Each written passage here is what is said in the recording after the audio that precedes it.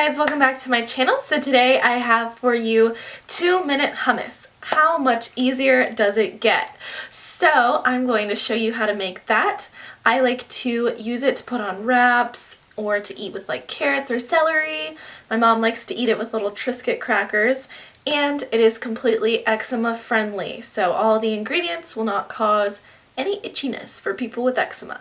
So if you're ready, let's go.